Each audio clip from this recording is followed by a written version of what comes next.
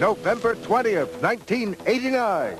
Hi, I'm Alan Frio. And I'm Terry Murphy. Welcome to a blockbuster edition of Hard Copy. It was called Camelot. Spending hundreds of millions of dollars to identify just what and just who is in outer space. Despite the skeptics and official denials, there are more and more sightings of UFOs. And with the help of sophisticated new instruments, more and more evidence confirming those sightings. Today, Hard Copy begins a two-part report on contact with alien beings, including the most recent sightings just last month. Since humans first appeared on the planet, we've wondered if we were alone in the universe. Now we have the technology to see ourselves as others would see us, from outer space. And according to some, they are definitely looking. December 31st, 1979, when Dave Fogarty was flying off the coast of New Zealand, he spotted this unidentified object. January 11th, 1973, near Sevenoaks, England, a retired RAF sergeant photographed this UFO flying above the treetops. Guatemala City, 1976, a film crew shooting a commercial captured this flying object, still classified as an unknown. In the western United States, this speeding UFO was tracked momentarily by an observer in a passing car. And on October 12, 1989, KSNF-TV shot this UFO as it lurked over northern Oklahoma for 4 nights. What was it? Well, one night, it was probably about 12 o'clock, and we saw these lights. It was kind of like a greenish red. It kept changing colors. Right to the north of our house, we saw a craft of some type. We couldn't see a definite shape, but it was triangular shaped and had 3 white lights and a red light in the middle.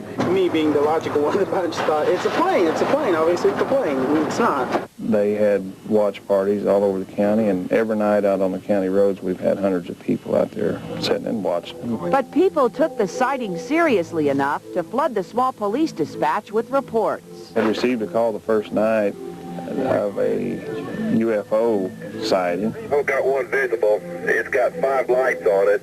The dispatcher gave it 3 times in a row as a legitimate call. So we proceeded to that area. At that time, my assistant chief and a Miami police officer and the mayor and myself, all of us were over there. And they seemed to move rapidly to the west.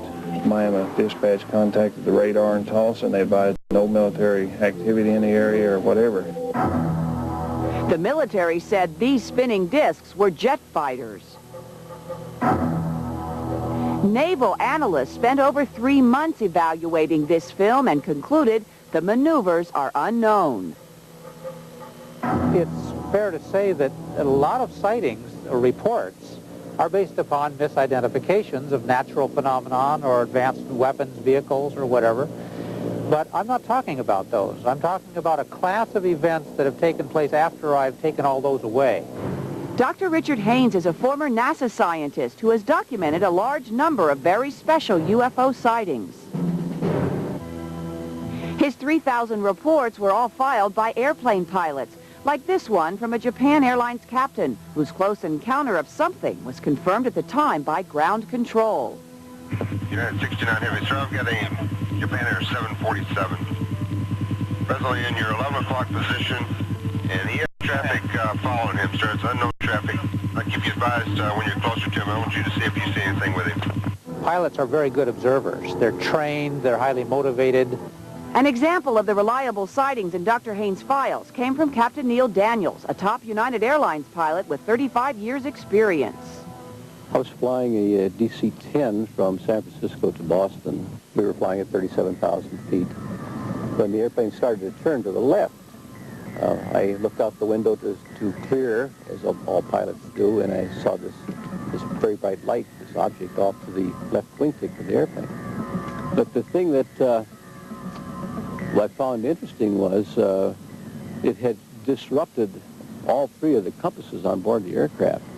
Air traffic control in Boston said, United 94, where do you think you're going? And I said, well, I'll let you know when we figure it out. The disturbance of the compasses represents one of the many patterns Dr. Haynes has been able to study by comparing the 3,000 cases. So I have a whole chapter which deals with the pilot flying along, minding his own business usually, and if something comes up along near the airplane and does this right around the front of the airplane, it corkscrews.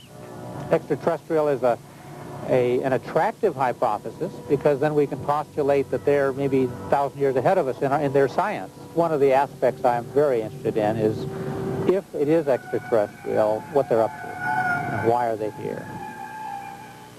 Indeed, why are they here? Tomorrow in part 2 of our report, the evidence they left behind. Cattle mutilations and people who say they were abducted by aliens and have physical evidence to prove it.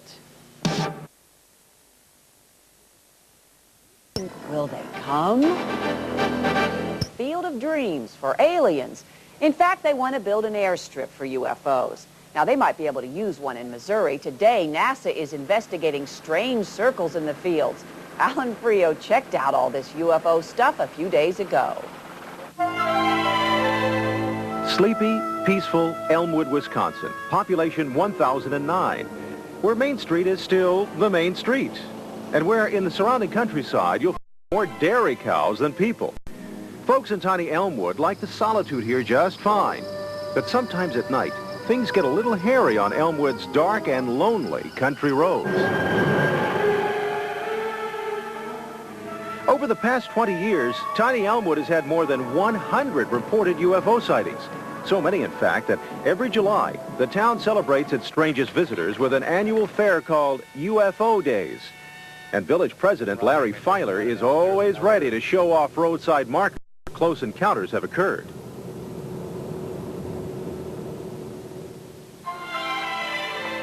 The people of Elmwood, Wisconsin so strongly believed in UFOs that they wanted to take a cornfield like this and turn it into a UFO landing strip. But they're not the only ones who believe. Last summer, while the town celebrated UFO Days, CIA agents covertly invaded Elmwood. Using phony names and identities, they interrogated unsuspecting citizens and gathered soil samples. Investigative journalist Howard Blum says the G-men were under orders from a super-secret government task force. And he believes the UFO investigation in Elmwood ties into a much bigger, more sinister government cover-up of UFOs. The government said, business. This is it. We're not looking at this possibility at all. And this is just not the case. The government is not telling us everything. It's deliberately lying to the citizens of the United States, and it's spending hundreds of millions of dollars to do its own covert research. A former New York Times reporter, Blum spent years cultivating contacts inside the Pentagon for his new UFO expose out there. The ultra-secret UFO working group sorted through 40 years of UFO sightings and chose the events in Elmwood to examine up close, including the strange case of police officer George Wheeler. So he just saw it hovering right in that area right there. Yeah, right over the top of the quarry and then where you can see those high lines. On a night in 1976, police officer Wheeler came to this quarry to investigate strange lights. He later told his wife he was zapped by a blue ray from a spacecraft. He died some months later, and some people believe his close encounter killed him. Now, you won't get an argument from Carol Forrester. Just months before, she had her own terrifying run-in with a flying saucer. It was all of a sudden the level of the windshield of the car, covering the roadbed. I could see the landing gear. That was very much the most frightening moment because it wasn't beside me anymore. It was trying to stop me, and that was very frightening. I'm just surprised I reacted as quickly as I did. You feared for your life and your children's life. Yes, very much so. How do you know what was going to happen? How do you know what they wanted? You don't. From your experience that night 15 years ago, you sensed that there was some intelligent being or beings in that craft. Oh yes, there had to be. Now, we've all heard the stories of bizarre UFO abductions and mass sightings. We've seen how often UFO hoaxes have been perpetrated on the public.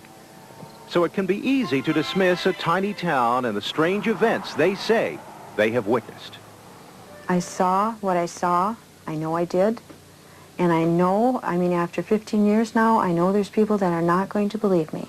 And I can't help that. But I'm an honest person, and I'm telling the truth, and I'm not going to hide it any longer. I don't know.